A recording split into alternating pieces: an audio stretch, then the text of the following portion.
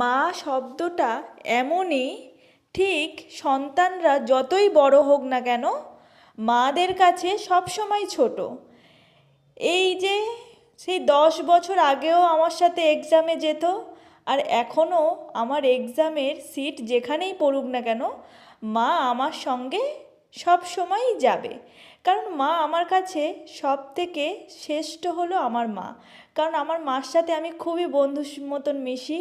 আমার মা অনেক ফ্র্যাঙ্কলি, সত্যি আমার আজও পর্যন্ত কোনো বেস্ট ফ্রেন্ড নেই, কিন্তু মাই আমার সব সময় আমার সঙ্গী।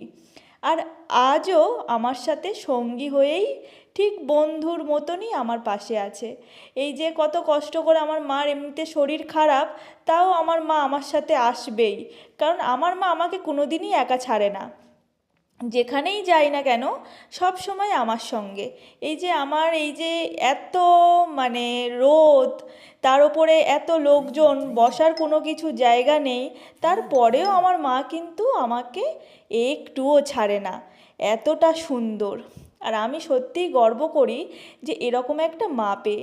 তারপরে এক্সাম শেষেই আমি চলে আসলাম মাটন বিরিয়ানি খেতে, আর আমার মা বলছিল আমার শরীরটা অনেক খারাপ, তুই খা। আর আমার খেতে একদমই ইচ্ছে করছে না, বিশ্বাস কর। তাই আমি একা একা খাচ্ছিলাম বিরিয়ানি, আর সত্যি বিরিয়ানিটা অনেক সুন্দর ছিল। এটা হলো সোদপুরের বিরিয়ানি। হ্যাঁ, যারা সোদপুরে থাকো অবশ্যই এই বিরিয়ানিটা ট্রাই করবে। অনেক সুন্দর, অনেক মজা ছিল। আর আমার এত ভালো লাগছিল, সেটা আমি কী আর বলবো। বিরিয়ানি খাওয়ার ঠিক যে আমি এত মজা পাচ্ছিলাম, এত সুন্দর, আমি কখনোই ভাবিনি।